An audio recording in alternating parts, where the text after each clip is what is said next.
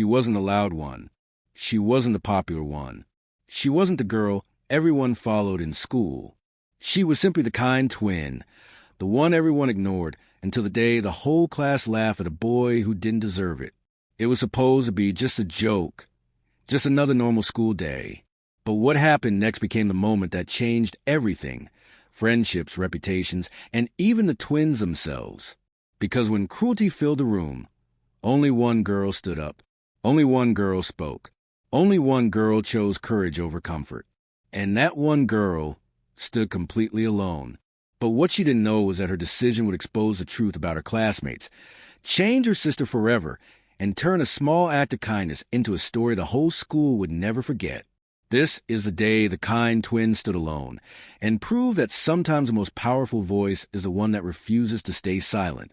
The day began like any other at Westwood High, with a chilly breeze pushing fallen leaves across the sidewalk as students rushed inside. The hallway buzzed with that usual mix of laughter, gossip, and careless energy. The twin sisters walked together, but anyone watching could see the difference between them instantly. One walked gently, eyes soft, backpack neatly held against her chest. The other moved like she owned the ground, chin high, footsteps sharp, a smirk loosely hanging on her lips. The kind twin, Emily, and the rude twin, Anna. The school knew them well. One was sunshine, the other a storm. Emily always believed mornings carried a hidden meaning, a subtle message from the universe about how the day would unfold. She noticed things others ignored: a lonely student sitting by the lockers, a quiet tear someone wiped quickly, a backpack torn on the edge that nobody mentioned. She believed kindness wasn't a choice. It was a responsibility. Anna, on the other hand, believed kindness made people weak. She believed the world respected only boldness, confidence, and dominance. And she lived every day proving it. They entered the classroom just as the bell rang. Students were settling into their seats, chatting about weekend plans, the latest drama on Instagram, and a new prank trend that had been spreading fast. Something in the air felt off, not dangerous, but unsettling, like laughter waiting to happen at someone else's expense. Emily felt it, a quiet heaviness she couldn't explain. She took her seat, pulled out her notebook, and prepared herself for another normal school day. But today wouldn't be normal. Today would test everything she believed in. A quiet boy named Michael walked in. He was shy, always soft-spoken, always alone. He never bothered anyone, never raised his hand, never tried to stand out. He liked drawing, tiny sketches he made on notebook corners. Nobody paid attention to him, except when they needed someone to mock without consequences. He was safe to bully, because he never fought back. As he entered the classroom, a group of popular kids exchanged glances. One of them, Josh, loud, confident, the kind of boy people followed, whispered something and the group erupted into quiet laughter. Anna smirked. She always liked Josh's sense of humor. Emily watched carefully, feeling the tension growing. Michael sat down, but before he could even open his notebook, Josh stood up and raised his phone. "Hey, everyone," he whispered loudly. "Watch this." Michael looked up, confused, unaware that a photo of him, taken secretly yesterday, had already been posted online. The picture showed him in the cafeteria, accidentally spilling food on himself. Someone had edited it with humiliating captions. And while Michael had tried to ignore it, hoping it would disappear, today it came back to haunt him. Josh turned the screen toward the class and mimicked the moment. The entire classroom burst into laughter. Chairs shook, hands slapped desks. And in the middle of the noise sat Michael, frozen, his eyes lowering, his shoulders collapsing, his face turned red with shame. He tried to smile it off, but even that failed. Emily felt her chest tighten painfully. Anna laughed the loudest. Emily could feel her heartbeat rising, each thump turning heavier. Something inside her snapped, not anger, but a burning sense of injustice, a feeling that whispered, "Speak now. Do something. Don't let this happen again." The laughter grew louder. Even the teacher, distracted with a computer, didn't notice what was happening. The world seemed to be moving in slow motion, stretching the cruelty into an unbearable moment. Emily looked at Michael, really looked, and saw the pain in his eyes, the humiliation, The silent plea for someone, anyone, to just stop what was happening. Her chair scraped the floor as she stood up. The room went silent like someone pressed pause. Dozens of eyes turned toward her. Anna stared in disbelief. Josh rolled his eyes, annoyed. "Sit down, Emily," he said casually. "It's just a joke." Emily's voice didn't shake. It's not a joke if only one person is hurting. Nobody moved. She could feel their judgment, their confusion, their irritation. Standing up against a crowd was scary. Every instinct told her sit down, stay quiet, stay safe. But something stronger pushed her forward. Empathy. Michael stared at her, surprised, almost afraid, like he wasn't sure if she was real.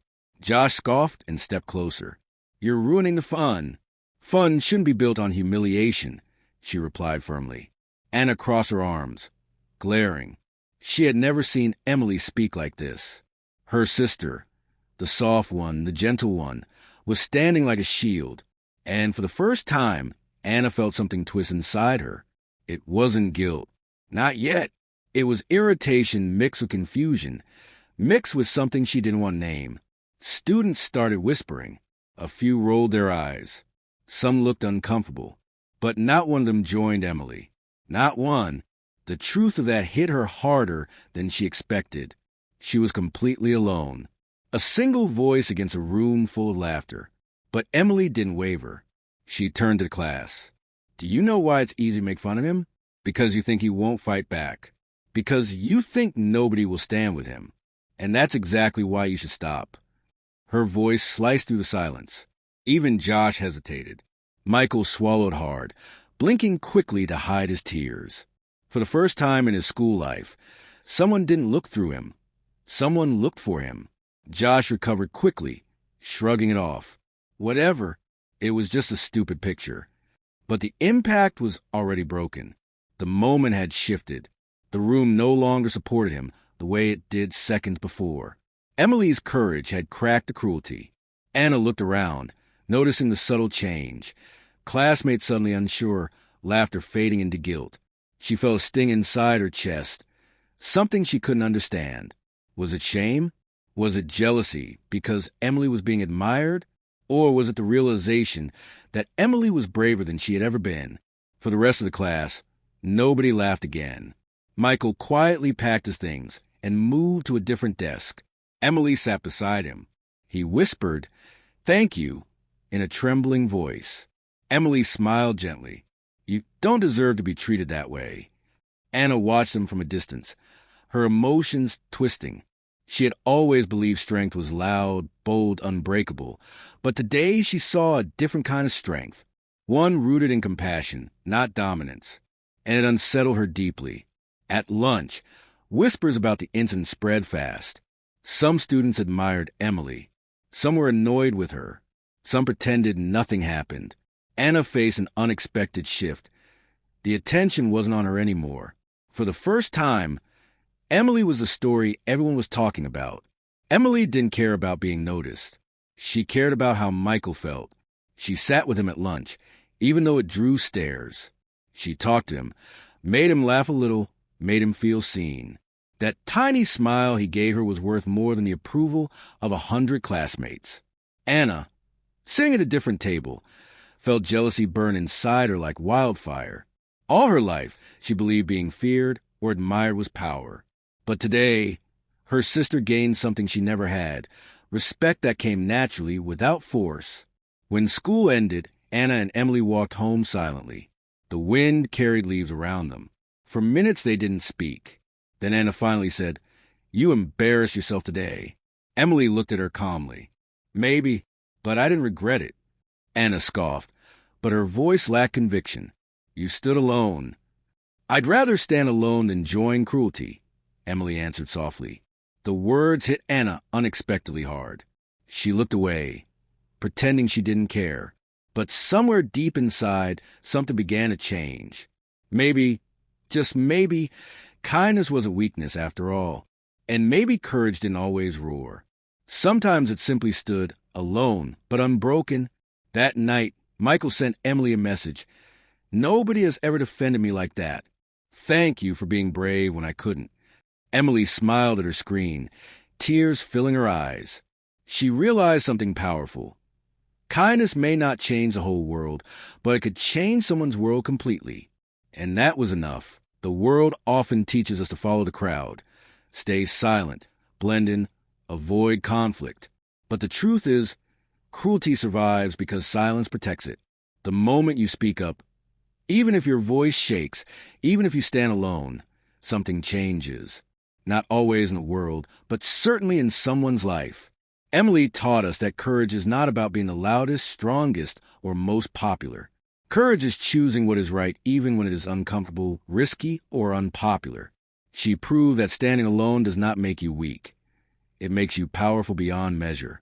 Every school, every workplace, every community has moments where someone becomes a target of laughter, judgment, or humiliation. And in those moments, heroes are not the ones who laugh along, but the ones who step forward, raise a hand, and say enough.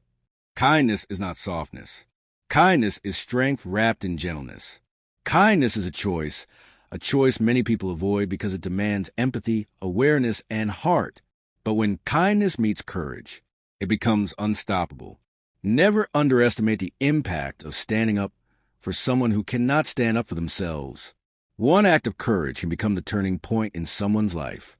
One voice can break a cycle of cruelty. One person can inspire an entire room to think differently.